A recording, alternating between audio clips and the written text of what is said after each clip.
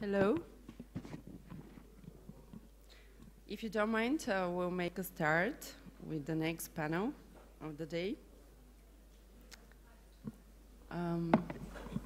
Well, good morning, everybody. It's a pleasure to be here with you today, and a very special one also because Sofia happened to be my hometown, so I'm particularly excited to be sharing this, this moment with you. Yesterday, we started technology transfer sessions, or parallel stream, if you like, with the topic of science parks and innovation ecosystems. Today, we'll follow with two more panels related to technology transfer, and I will be moderating actually both of them. The first one is focusing on the various ways and models, challenges as well as opportunities in taking innovations to market. So we'll focus really on the process that drives technology transfer and best practices related to that process.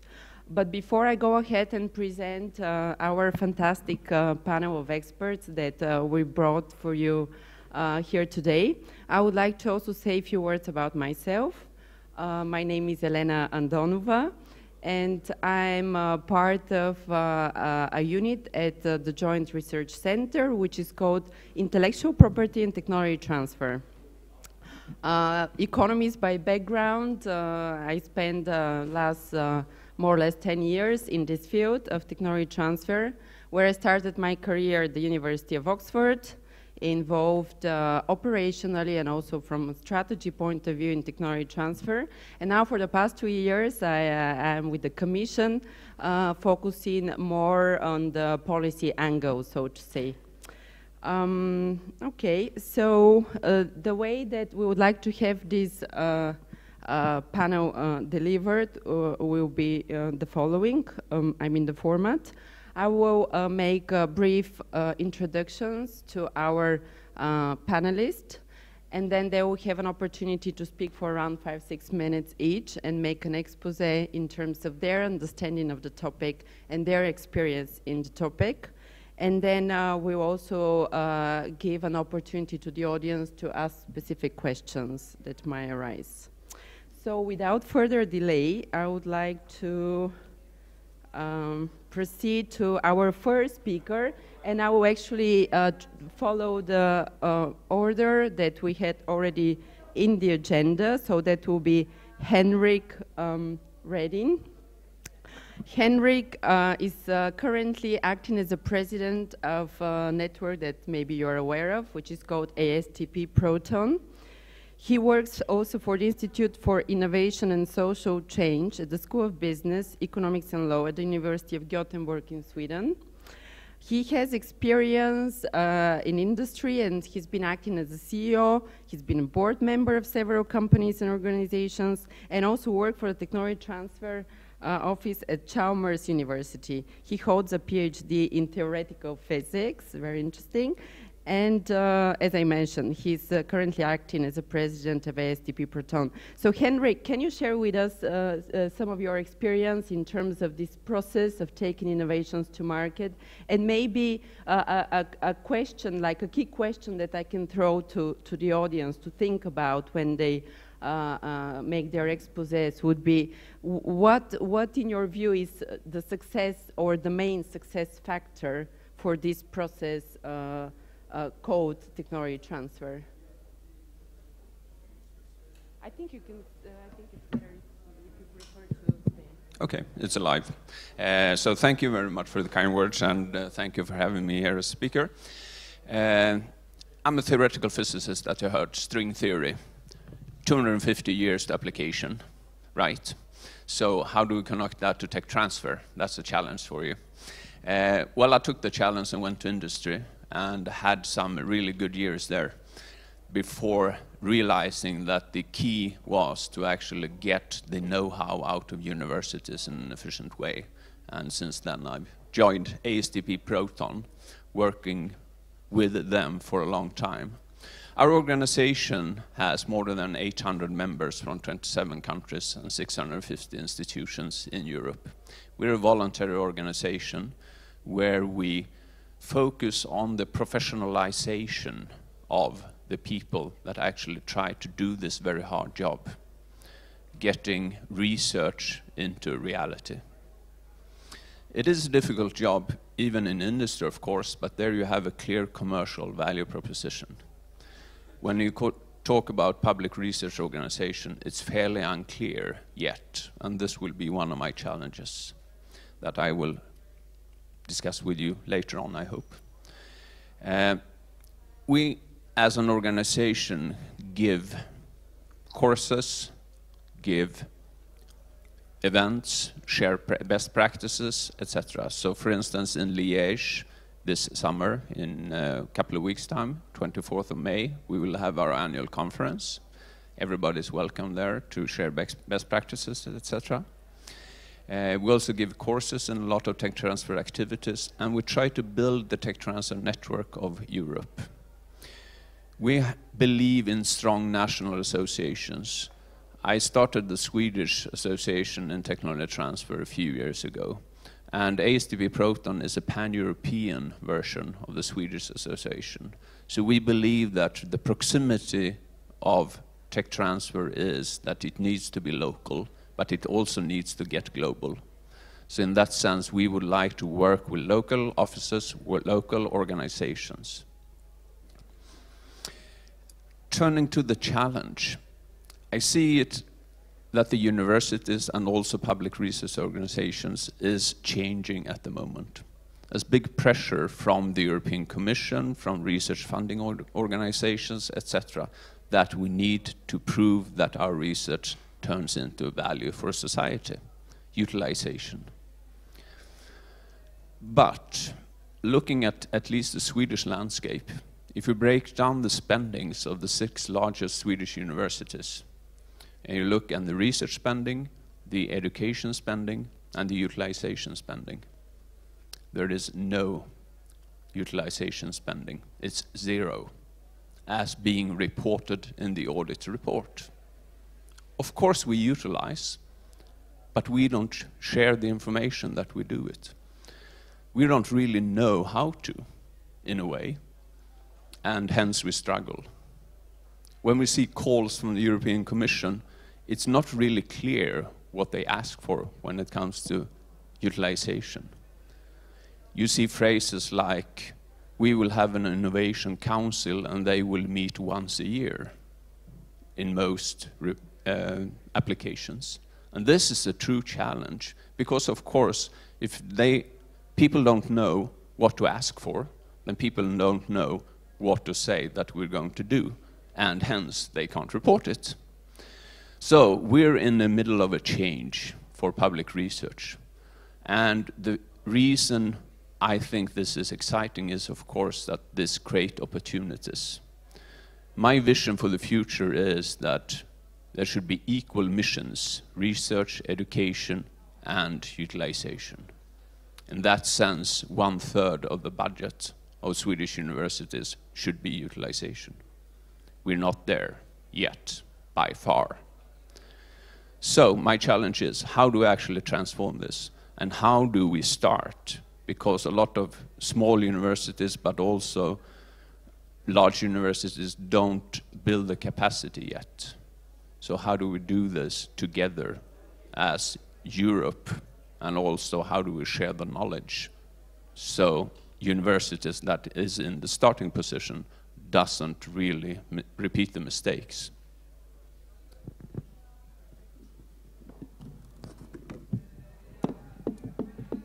Thank you, Henric, for a brief. I appreciate it, and very accurate representation of the situation. What I really like in your expose was how you structure this research, education, utilization sort of angles. And I think another thing that you mentioned, that technology transfer tends to be local activity, even though global connectivity is necessarily actually to make the process. I think it's a very fair point because it goes back to how technology and knowledge transfer can create impact and can create localized social and economic impact, which goes back to utilization. So very nicely put. I will, without further delay, move to our next panelist, who will be Barbara Diehl.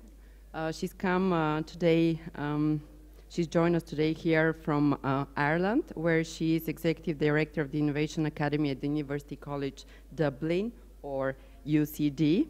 So UCD specializes in teaching and training creative thinking and innovation, as well as entrepreneurial thinking.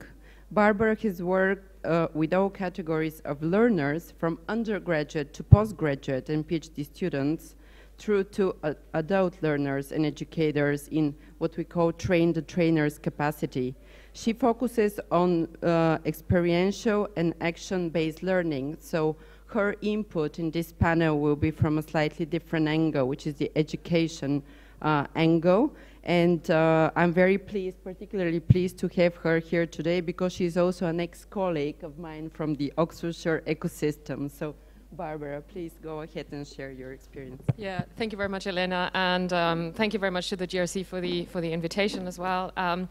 Yeah, so for the introduction, that gives you a very, very brief glimpse. But really, if you ask me, who am I? I can probably tell you I'm with heart and soul. I'm an entrepreneurship educator. I've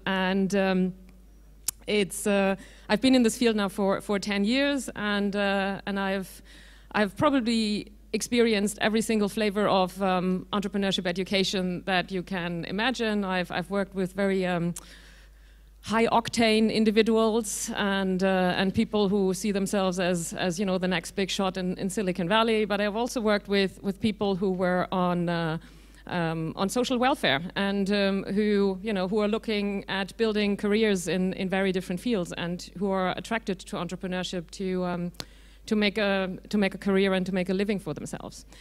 So as Elena said, I have a day job. My day job is I'm the Executive Director of the Innovation Academy based at University College Dublin. A few words about the Innovation Academy. So it's been around for 8 years. It was originally conceived as a joint initiative between University College Dublin and Trinity College Dublin. And it was exclusively focused on PhD students. So both institutions at the time, they realized that they are educating way more PhD students than there will ever be tenured academic positions thereafter. So both institutions kind of said, okay, probably only 10% of those people who are doing PhDs will stay in academia. So what are we doing with the rest of them, with those highly trained, highly skilled people? And so the Innovation Academy came about as an initiative to say, okay, we have to work with them, we have to give them further educational training opportunities in areas like innovation, entrepreneurship, technology transfer, and kind of open up their mindsets and horizons to these different fields.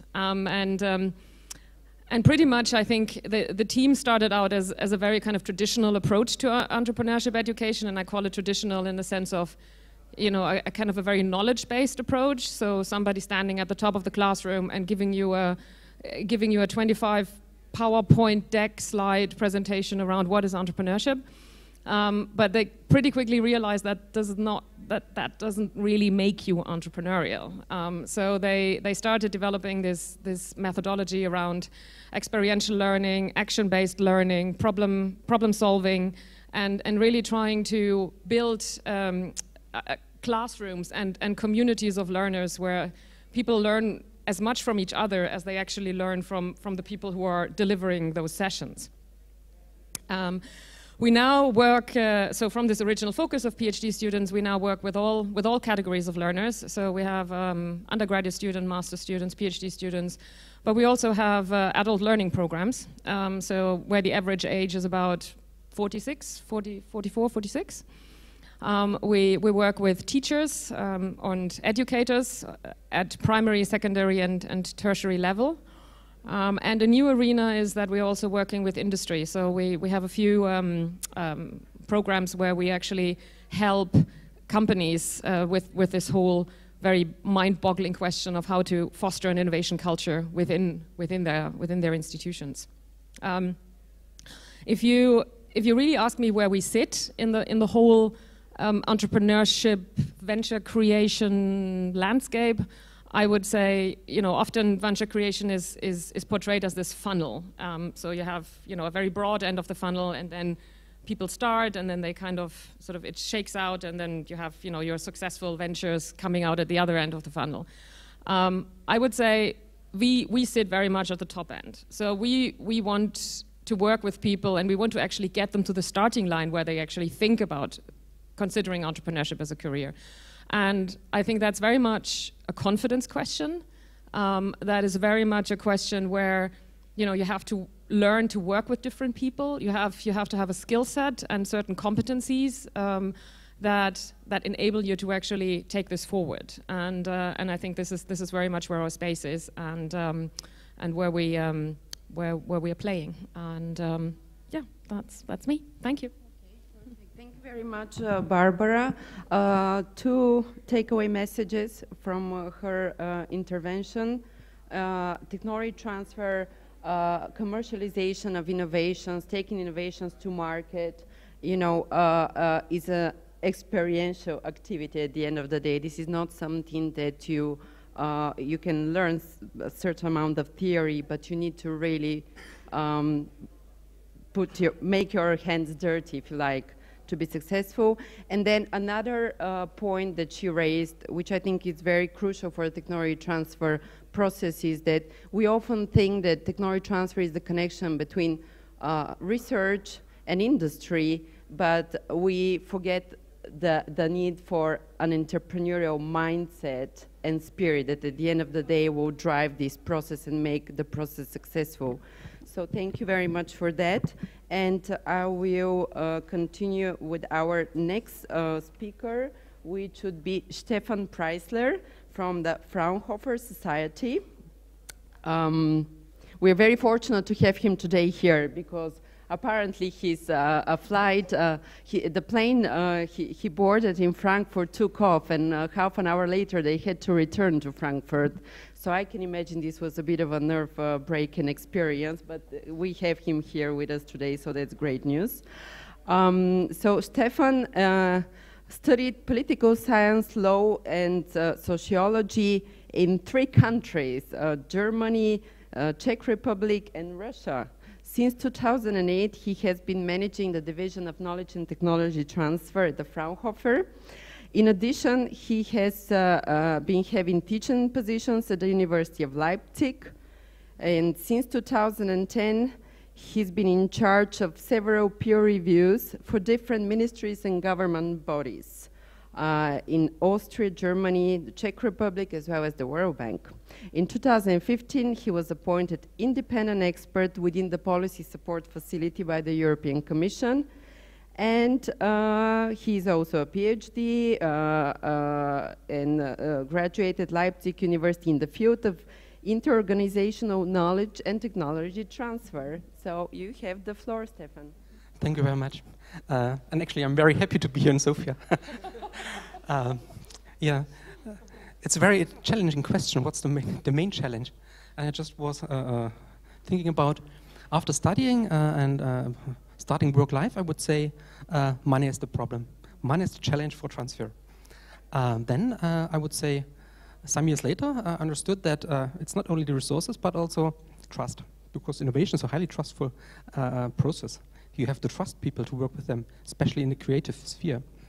Then getting more experienced, I understood institutional setting and framing is very important, especially when you come from Fraunhofer.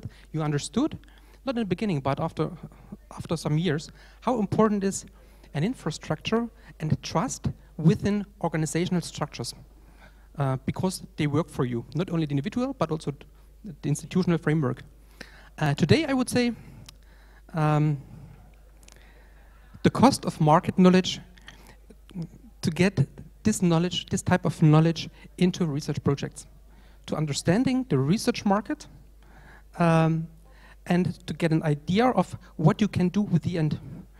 This is highly costly, highly valuable knowledge, because you know the market, you have an idea of what you can do with the technology or with the knowledge, and usually guys or institutions having this type of knowledge, they use this knowledge to earn money and not to tell the science what to do.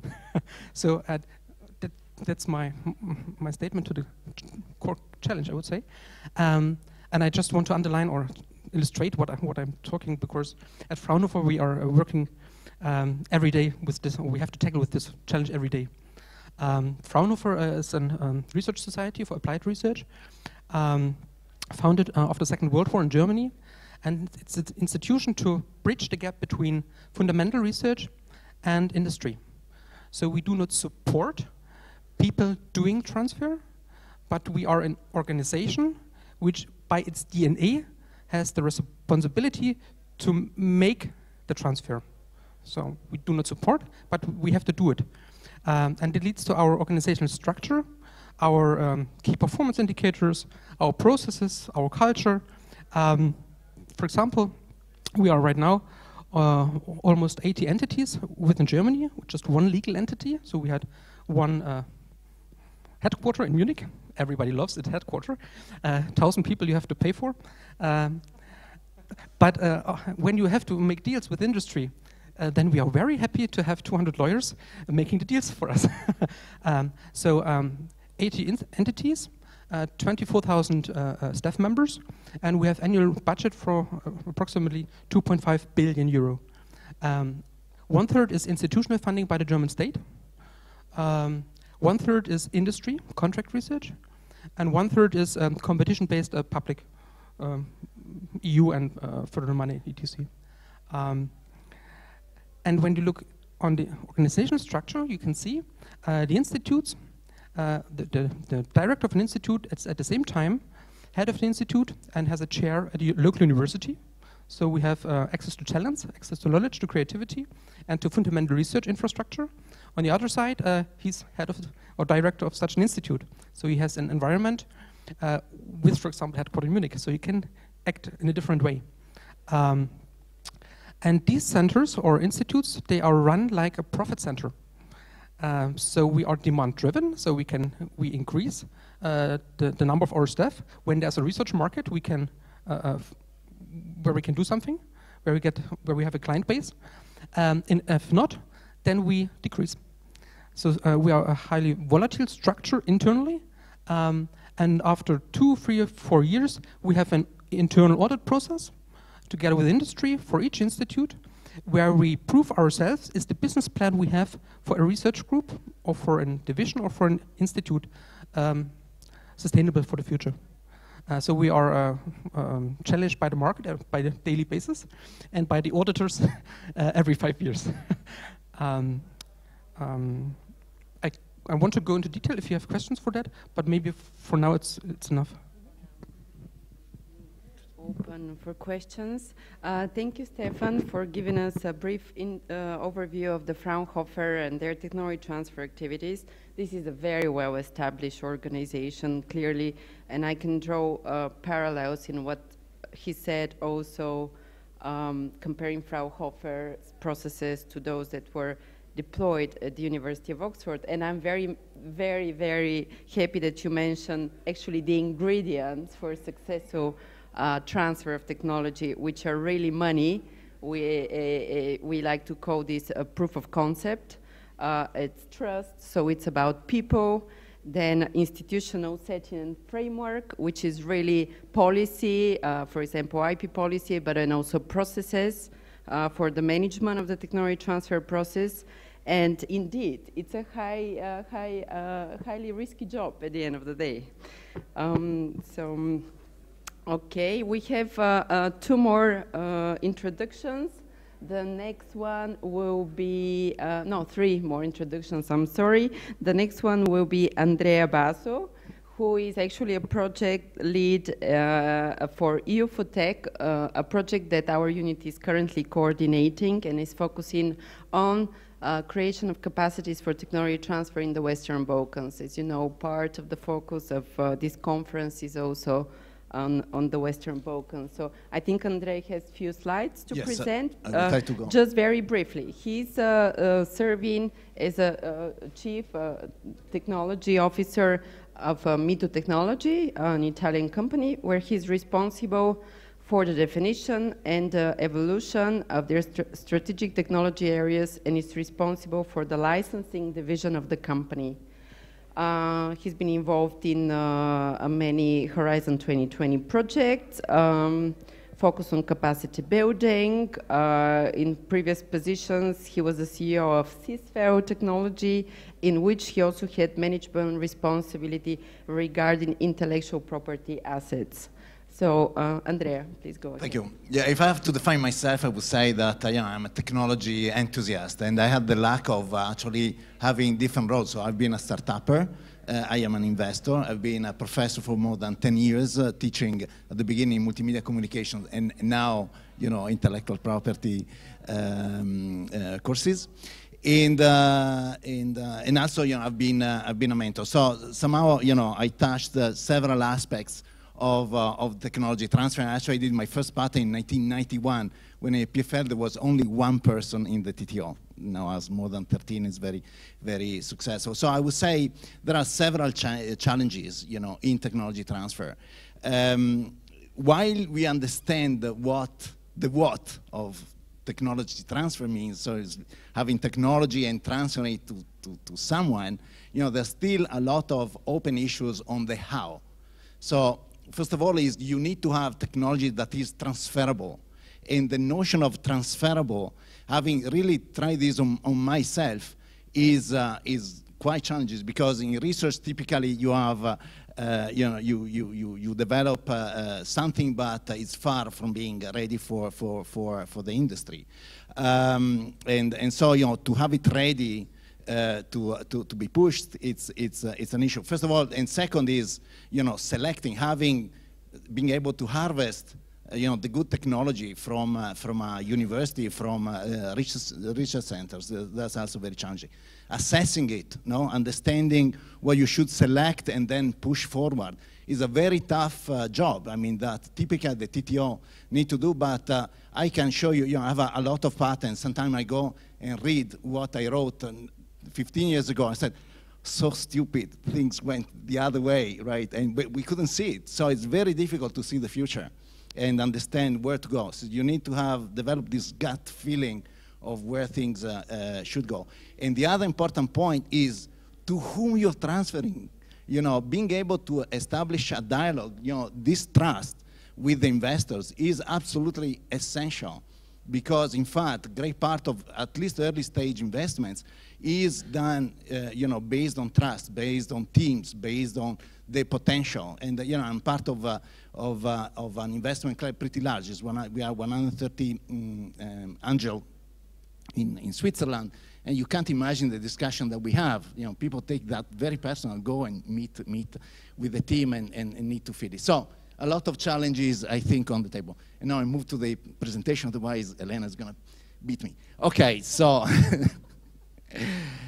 yes, mainly, we had recent activities in the region through this project that is U4Tech, is a Europaid project that somehow generated support 360 degrees. So we touched all the 6 countries in the Western Balkans. The project started in 2017. It's going to end of December 2019 with the contracting authority, DGNIR, and the great support of GRC on this. And as you see, there's EY, Inno, T3I, and Mito Technologies are part of the consortium. So as I was saying, it's like 360-degree support. So we touched technology transfer, training, contract research, support for the science and technology parks and incubator, some action on the policy side, and finally investor readiness. That is one important point that I was responsible for, so I'm going to talk about that. This is more or less the different actions, and this, it's quite logical, the approach that the project followed. Selected 15 PROs that were the most promising one, enabling them to exactly reduce the gap between industry and academia, providing instruments for establishing this dialogue. To the same 15 PRO support also to technology transfer in terms of 2 summer schools that will take care. For the science and technology parks and incubator, mainly it's an important activity is networking, because today, we are moving from a society of individualism to a society of collaboration. This is a tough step that we are taking, but is essential. If you don't network today, you are practically dead. And policy platform, it's another activity that is needed because you need to have the framework in which you operate. With some activity as in proof of concept that Elena was mentioning, and now investor readiness. So that was quite challenging and very interesting. I enjoyed it very much as a program. So we are able to to select 125 startup and SMEs in the Western Balkans. We selected 35 for a 6-week intensive program on investor readiness. So we started from the business model canvas to the home of you that know what it is. We helped them in developing an investor memorandum and a good pitch. And we actually worked night and days. Believe me, I've been way and I enjoyed the reaction of the teams. You see the pictures over there. We had full participation of all the teams in the different areas. We had activities in crowdfunding. We specialized workshop on investor memorandum. And finally, we had an investor forum that was organized this way. So they pitched in the morning, and they had a face-to-face meeting with the investor. And believe it or not, we had 82 meetings scheduled, and we were able to handle 34. So, these people were really very, very strong. I have all the analytics if you are really curious. Just very quickly, an idea on the participation. You see there was a strong participation from Serbia, but also all the other countries were active there. We had a good mix. I really enjoyed 22% female entrepreneurs. It's a very, very good sign, and great part of the teams that we supported actually were already legally incorporated. And you see we had a very good mix in terms of initial stage startups or idea development up to companies that were already scaling up. So we actually differentiated the training so that we could touch all the needs.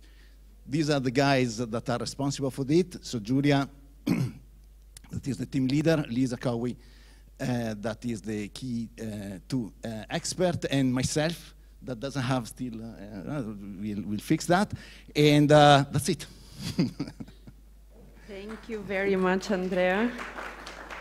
Thanks a lot for providing an insight into the EU for Tech project, and also for reminding us how technology transfer is a very complex process and activity that has trust and skills at the center. And now we will move to our colleague from the European Investment Bank. It's a pleasure to have again on another panel that another one of my panel, Dragan, who's been also participating before in some of our events. Dragan Soljan, who holds, he's a project manager in the advisory services team at the European Investment Bank, holds a master's degree in electronic engineering from Milano Polytechnic, and spent the first 10 years of his career designing real-time industrial automation systems, mostly for the silicon wafer industry in the US. Over the past 15 years, he's been involved in various roles in designing, developing, and implementing technology transfer innovation projects, mostly in the Western Balkans and in Turkey. Currently, he's working for DIB as a coordinator of EDIF, which is the Enterprise Development and Innovation Facility, part of a initiative on the Western Balkans. And now let Dragan tell us why is he a champion of DI for innovation. Thank you, Elena. I couldn't have written that better myself. as Elena has said, I'm working at the EIB on a current project which is called the Western Balkan Enterprise Development and Innovation Facility, quite a mouthful, EDIF in short. EDIF targets the 6 Western Balkan countries, and it specifically targets innovative SMEs. It is a platform coordinated by DG NEAR with participating financial institutions, including EIB, EIF, EBRD, World Bank, KfW, the usual suspects. So there are 3 financial pillars which are providing funding to SMEs in the Western Balkans. One pillar is an equity investment pillar, which has both a VC and an enterprise expansion component. And these are, the VC fund is managed by a private company, but overseen by EIF, and has made several investments since it started work about 2 years ago in the Western Balkan countries, about 7 or 8.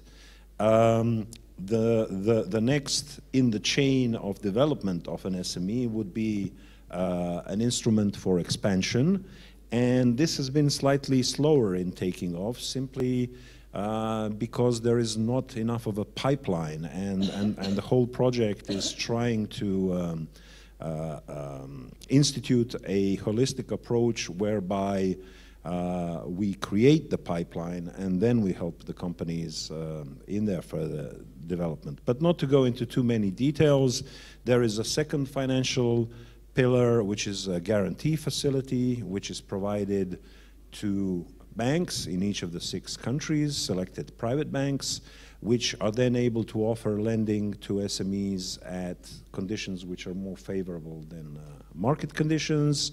And there is a freshly launched competitiveness pillar, which will be operated by EBRD and provide, again, lending to innovative SMEs. And at a recent event of the platform, of EDIF, we had a caricaturist who was illustrating what the speakers were saying. And he drew the 3 financial pillars as these very strong, tough pillars. And then there is a 4th pillar, which is called the support services. And he drew it as a crumbling pillar with a lot of little people trying to prop it up with their hands. And I am coordinating this support services pillar. The services currently provided are, again, there is policy advisory provided by OECD, also by World Bank. There is a World Bank program called Reparis, which is providing education and capacity building to SMEs, to CFOs in the Balkan SMEs, to improve their financial reporting and make them more marketable.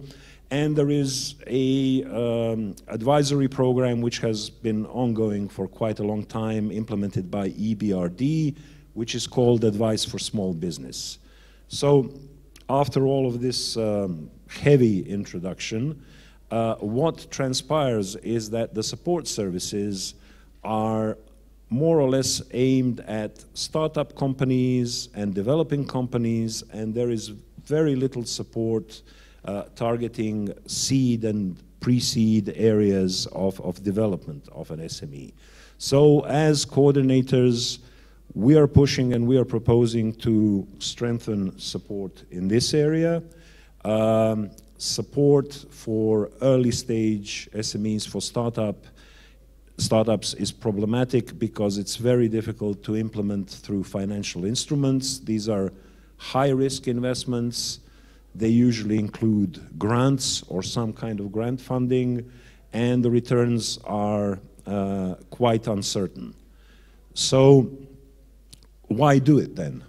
Well, I'll go to the popular biblical metaphor of Moses leading the Jews through the desert. Especially in the Western Balkans, the entrepreneurship and building of startups and innovative companies is really going through this desert phase, and we as policymakers and as support services, all we can do is really debate and come up with solutions of what kind of refreshments we can offer them along the way through the desert and how to get them through this desert. But on a less metaphorical and maybe more practical level, what I have seen now in 15 years working in technical assistance in the Western Balkans is that there are pockets of excellence, not centers of excellence, but pockets of excellence. These pockets needs to be recognized, mapped, and supported in every possible way. And I'll finish with that. Thank you very much, Dragan, for giving us an overview of the financing schemes available for the Western Balkans to support innovation. And yes, money is not the only element or success factor for technology transfer, but it's one of the most crucial, let's say. So thank you for that. And last but not least, of course, we have another lady on the panel, and this is Nina Anticic from the University of Zagreb. Nina is an expert in science industry cooperation with extensive hands-on experience in technology transfer, development of market-driven innovations, incubation and acceleration of startups and spin-offs, and EU research and innovation policies and funding programs. She is director of the Center for Technology Transfer at the Faculty of Mechanical Engineering and Naval Architecture of Zagreb University in Croatia. Her research interest is in behavioral economics, particularly B2B customer behavior in the innovation and technologies market and organizational learning. Nina, you have the floor. Give you is an overview of technology transfer looking from the university towards toward the industry. So we normally discuss technology transfer in terms of creating intellectual property, patenting, and then commercialization. But when you work in the university, you have a lot of science industry cooperation, which is not related to patenting or licensing. We do not sometimes patent, but we do a lot of technology transfer through industrial projects. There are many projects that are not that go beyond simply engineering and that significantly improve our entrepreneurs' processes or products, but we somehow do not take too much time or effort to protect the intellectual property and then later on license it. We are more focused on improving engagements with industry. We are more focused with toward the actual results for our clients that are the entrepreneurs, the industry in Croatia. That is one segment of activities that Technology Transfer Office of the Faculty of Mechanical Engineering and Naval Architecture, of which I am a director, is engaged in. Second segment of activities is lifelong education. That's what we do in technology transfer, because we understand that in Croatia the absorptive capacity of the companies, which are our potential partners in technology transfer, is not sufficient to, so we have to design our engineers to help them develop into a potential partner for technology transfer. The lifelong learning is being carried out through seminars or different other educational programs in which we invite mainly our alumni. We provide them up-to-date information in their field of research or their field of engineering. We also engage them in discussion about potential projects, joint projects in which they would be able to apply their new knowledge. And it has shown that our alumni are in fact our best partners, that close connection with them brings the best opportunities for technology transfer in general. We also recently got engaged with other technical sciences, and because interdisciplinary research and technology transfer is getting more attention in the next operational program, and we are recently more engaged in regional cooperation. For example, we recently, last year and the beginning of this year, had a very successful consultancy project in Kosovo. And as we speak, we are now in negotiations with the partners from Kosovo to transfer technology in the electrical engineering industry and set up a new laboratory for electrical engineering in Kosovo using the knowledge from Croatia. So when we discuss technology transfer, we discuss knowledge and technology transfer in general, because from the point of view of the university, it's not necessarily only a completed technology as a product, it's knowledge in general that we want to disseminate. And that brings me to a new theme, which is rather popular now within the European Union and which is being promoted by OECD. That is the Higher Education Institutions Innovate initiative, of which I'm also in my faculty, and my technology transfer office is also a part of. It's striving to promote the third mission of the university, first one being education, second one being research, and third one being entrepreneurship. And that's the difficult part, because in the Balkan region, there is not yet a mindset which is developed enough to be able to conceive ideas of technology transfer from academia to the industry. It's somehow more, academia is somehow more in research, and entrepreneurship is more for the entrepreneurs, those that are not engaged in academia. But the third mission, about the third mission, I'm very challenged, because still in the universities in the Balkan regions, you can hear academics speaking of entrepreneurship as of something vulgar. And that is something that we have to change.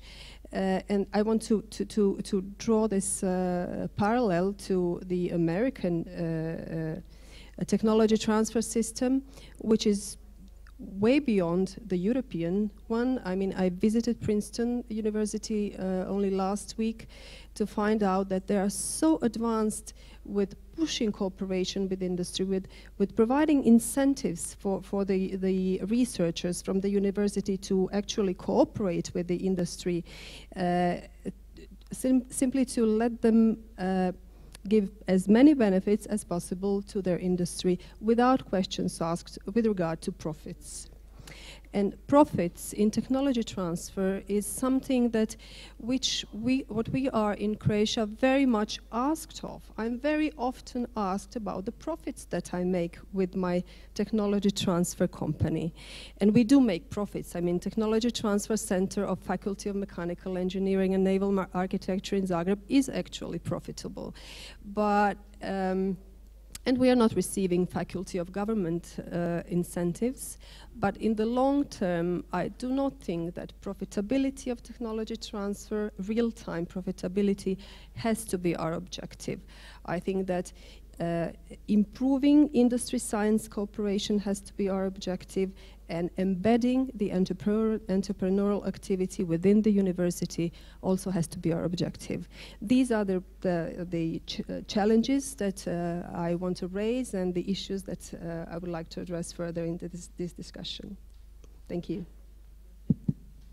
Perfect. Thank you very much, Nina, for your detailed expose where you raised some very important points. Thanks for sharing an example, by the way, for regional collaboration. That was quite important to note. But then also you mentioned that there are various ways to do technology transfer. It's not just about transferring technology, but it's also about transferring knowledge. It's not just about creating spin-off companies, but it's also about strengthening collaborative agreements and also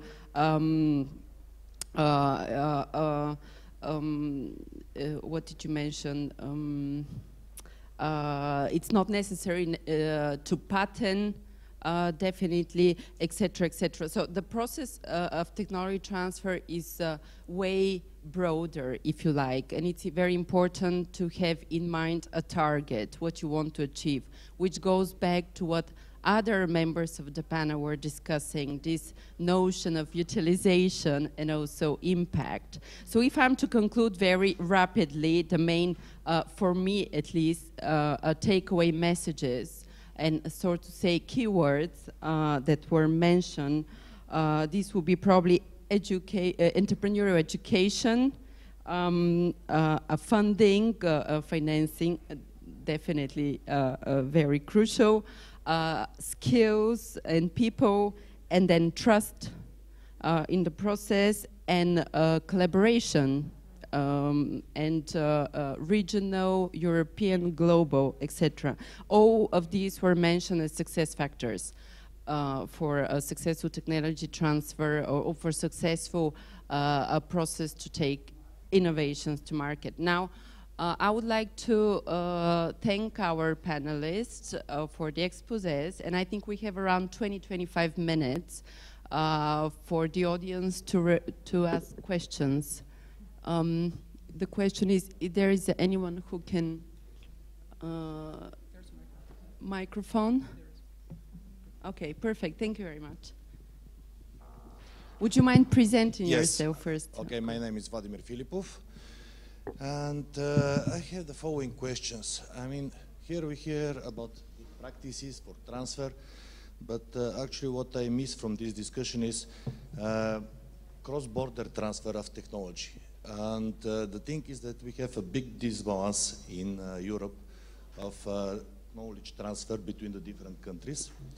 As you see, Fraunhofer, for example, very good example, more than 2 billion euro budget. Then if we talk with some Bulgarian university, I think they will shame to say how much is their budget. And what European Commission is doing about it. So could we say that there is some target that 50% of the pilot projects are done in the new countries of European Union, or something more concrete? Because we are just talking about beautiful words and the result is the same. And this balance is just growing and growing. So please, what is your opinion about it? Okay, thank you for your comment. I'm not sure, I don't think that any of our members of the panel can speak on behalf of the European Commission, but I will let them probably comment on this comment and make a point in terms of how do you achieve this cooperation, transnational cooperation. If I may.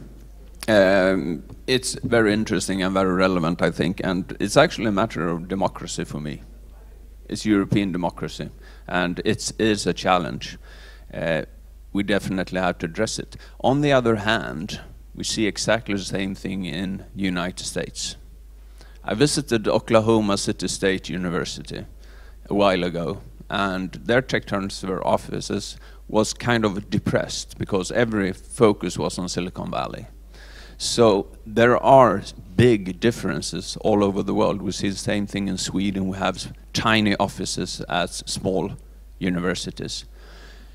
Having said that, I believe in that in order to be commercially successful in tech transfer, research volume is a factor. And I think there are some statistics that actually prove this, research statistics. But to be relevant for the community in the neighborhood, that we have shown in Sweden, where small universities, for instance, in the tiny village of Skövde, which you never heard about, they can be relevant to the industrial companies, and their researchers can collaborate in a much better way than Gothenburg University researchers can do, because we have an ivory tower problem. So I would say, yes, it is a challenge, but broaden the perspective. And it doesn't solve the democracy problem, but it actually gives you a way of showing that you are relevant in the local community. Yeah, I also want to Hello. Oh, sorry. Is it working? Yes. Oh, sorry. There is another question. Just a quick comment. You know, we were mentioning before, you know, these pockets of excellence. You know, when you have the international rankings of university, they are not able to capture these pockets of excellence. I'm thinking about Vilnius University. You know, the ranking of Vilnius University is not very high, but I mean, they have some key patents on CRISPR, if you know that technology, which is a driver, you know, of your future, how you capture that. So the point of making these pockets of excellence really systematic and extend them so that there is, you know, interest in collaborating, because in research, you know, I've been a professor 16 years, and you collaborate with the people you really, you know, you have something to say, and you can exchange. That is the key point, and that will also affect the amount of you know, traction you get internationally. So, yes. Just a short comment on that, because we discuss this quite often, especially when it comes, for example, to the large infrastructure investments by the Commission, and when it comes to smart specialization and the role of R&D and innovation in regional development. Then you have special key anchor points for discussion. The one thing is the USP of the region, including talents and natural base, etc. And then you have the R&D infrastructure and the financial resources. And then you have the need for, not for R&D, but for innovation and transfer, to position yourself in the innovation value chain and in the value chain, cross-border value chain. So the main emphasis we gave or we discussed is to try to find the position and your regional position in at least European value chains as a region, and using your R&D infrastructure for that. Then you get into complementary developments where you have an USP, and then you can grow in this niche. Otherwise, for example, just double R&D infrastructure or double things which are everywhere or they are shown existent, it's very, very riskful, because when you look which capital is in R&D and in innovation, then you see in Western Europe you have the tendency to get much more private capital into R&D research projects and in transfer projects. And at least what I observed, the capital structure in innovation projects in Western Balkan and in Eastern Europe is much more public money. And when it comes to digitalization, it's different, but it's just an... I'm sorry, but this one is not correct, what you say, because if you look actually how many big companies you can mention in Germany, in Sweden, and how many big international companies you know from Bulgaria, Romania, and so on. There is not so many. So if there is a lot of German companies which are making a lot of business in Bulgaria, Romania, and all their research money is going back to Fraunhofer, Fraunhofer should think in some way to give back to this country, right? That's normal. Because you cannot look for a private investments when you don't have this company here. They're paying their research money are going to Germany, right? I know, we have the same problem. I'm from Eastern Germany, and our research and our startups are bought by the Westerns. We have the totally same story. But our argument is to understand what are, for example, radical technologies, and what are future value chains, and what could be Eastern Germany companies, what could be their role in future value chains not existent now. Then we have political and R&D vehicle, as a vehicle to develop a strategy and to bridge this kind of development gap. We have the same problem. Okay. Sorry, in the interest of time, can we progress to the next question, and maybe we have another two? I think the lady here. Thank you. Yeah. Thank you. My name is Radustina Khavacheva, and I'm Intellectual Property Manager of the Institute of Polymers of the Bulgarian Academy of Sciences. So I have a very practical question to Mr. Basso. Yes, you were speaking about transferable technologies and the selection of these technologies and then selection of to whom you are going to transfer. So do you have any special methodology or any criteria to select both the transferable technology and the one that they are going to receive the technology? Thank you for the question. Yes, we wrote a book on that. It's coming out on Springer, and it's about an European project that we had that ended last year. It's called Progress TT, www.progresst.eu. There are all the best practices. We had this program in which we identified 4 areas of focus. Harvesting, the ideas, assessing them, and then access to finance and structure of the TTO. And we cover this, quite extensively. There's a lot of material, and if you are interested, we can talk later.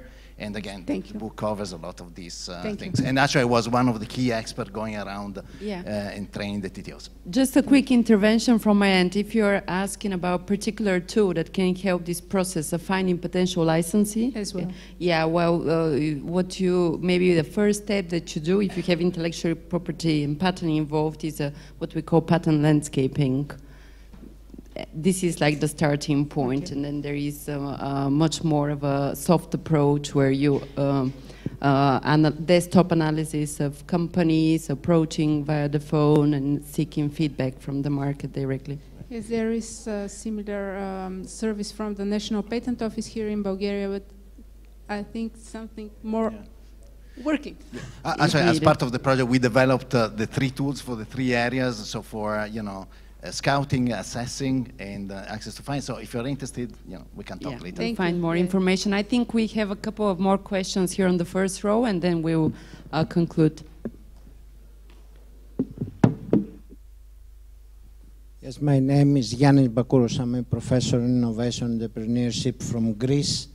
I have a very specific question for Barbara. Barbara, do the PhD students have to do have to go through your academy obligatory or not? No, so all the modules and courses that we offer are on an elective basis. So effectively, we have to recruit the students. They have to want to do our courses. Yes. And it's basically part of a so-called structured PhD program. And within this structured PhD program, they have 30 credits for so-called professional development. And within this professional development, they can do a whole range of courses, and we are basically, among other courses, on offer. So they can do courses with us, but they can also do courses with other providers on campus or with other schools. I mean, it depends on what they want. Yeah. Based on what Nina said before, I would like to say, from my experience, more than 30 years experience on academics, technology transfer, I believe that money is not the issue. It's the mentality that's the issue. Yeah. I don't believe if you put into the universities 100% or 1,000% more money, that the transferability will be increased. No way. I agree with you, and I actually think I mean, I think it was touched upon by various members of the panel here, but there's the saying or this sentence by Claude Debussy, who basically say music is not only about the notes, it's also about the space between the notes. And I see the space between the notes in the areas of this creative confidence, trust, the openness to learn, and the curiosity about wanting to explore other areas. Also the willingness to say, okay, this may not work, but I'll give it a try, I give it a go. So there's this kind of experimental mindset, and to say, look, I'm just going to try this out, and then see what happens. Yeah. So, but also then the ability to engage with others, and I think what we are trying to do in our classes is actually to build this sort of community from day one, so that we actually don't see ourselves as teachers or lecturers. We actually see ourselves as facilitators, and that's what I do in the classroom. I facilitate. I see PhDs from architecture and PhDs from engineering and PhDs from history and PhDs from English drama, and they all, you know, they all work in teams together on specific problems, and I think this is where really the magic happens in many cases. So. Thank you very much. And we have last question, please. Thank you. Yeah. My name is Dan, and I am dealing with the technology transfer in one institute in Romania, which is the largest one, in fact, in physics, and it was mentioned in the morning, the one with the lasers is near Bucharest. From my expertise, or my experience, in fact, in technology transfer, I have two questions which are addressed to the ladies, in fact. The first one is, how do you manage to change the mentality of a science person, one which is used to do work and write articles and be, how to say, involved only in that, to make from him a good entrepreneur? This is the first question. And the second one, you mentioned about profitability. I'd be very interested to know what is the percentage, if you may mention, between, let's say, selling patents, which you said you are not doing, and other services like consultancies, legal advices, because technology transfer is just a part of knowledge transfer. I will use the term of knowledge transfer, which is larger than this. So this would be the one question. Thank you. Thank you for the question. I mean, I had a very inspiring discussion yesterday with Andrea. So I prepared last evening. I prepared the actual data, the structure of revenues 2017 of the technology transfer department that I'm managing, and here it is. Industry cooperation through projects, that means consultancy in technology transfer, brings us 67% of revenues. Innovation development projects brought us 11% of revenues. Innovation development projects are, for example, technology mapping in the Danube region, and technology foresight, and creating strategies for innovation development. That is the type of project which I count in this type of activities. Then we have the lifelong learning activities that I mentioned. They brought 8% of revenues. And last but not least, incubation and acceleration of companies. As I said, we have a very close connection with alumni that came out of the university. We keep them within the technology transfer department, and we provide them some consultancy services, and those type incubation and acceleration brought us 14% of revenues last year. I also want to refer to the first question that we received, and that brought a kind of attention in our discussion, but I don't think that there is a need for that. There is only one Fraunhofer. I mean, I had a very good cooperation with Fraunhofer in my previous position when I worked in Shipbuilding Institute of Croatia, when Fraunhofer did a consultancy project for us. And it was a fantastic consultancy, I have to say, but it doesn't have to calculate, technology transfer doesn't have to calculate in millions or billions. We can express our contracts, our technology transfer business cases in thousands, and that is okay. Let's just start doing something, because in the Balkan region, especially in academia, we really discuss a lot, and there is not that much activity compared to the amount of discussion that we are engaged in. So I would really call for the international cooperation and concrete activities as much as possible. Thank you. I would like to follow on with that, but also answering your question. And I mean, I wholeheartedly agree. I think I see a lot of my role specifically in the classroom and in working with learners, and I specifically say learners because we are literally dealing with the entire age spectrum. I mean, you know, 19-year-old undergrads and 58-year-old senior scientists and adult learners. So I see my role a lot in also deconstructing stereotypes and deconstructing myths around entrepreneurship. So I give you a very concrete example. It's you know, you ask a question around, what's your favorite innovation? And you give people 2 minutes to write down on a Post-it note. And I mean, in every class I've run this, 8 out of 10 have something got to do with technology. So there seems to be this inextricable link between saying, okay, innovation equals technology. And then you start them, well, you know, what about things like, you know, it's 2018, we're celebrating 100 years of the women's right to vote. So what about things like that? You know, what about anti-discrimination legislation? What around, you know, things like microfinance and so on? And you kind of start deconstructing people's notions and people's preconceived ideas around what is entrepreneurship, what is innovation. And I mean, with entrepreneurship, it's the same. I mean, I fundamentally disagree with this idea that as an entrepreneur, you have to build $1 billion company, and otherwise you're not cut out for it. I mean, I think entrepreneurship is fundamentally about finding solutions to problems. And these problems can be big problems, but they can also be very small problems, and they can be very personal problems. They can be problems that you see in your community, that can be problems that you see in your day-to-day life. And in Ireland, we actually get a lot of people in my classroom who just want to set themselves up as self-employed. And that is fine. I mean, that is, if that creates a living for yourself and maybe for one other person, that's great.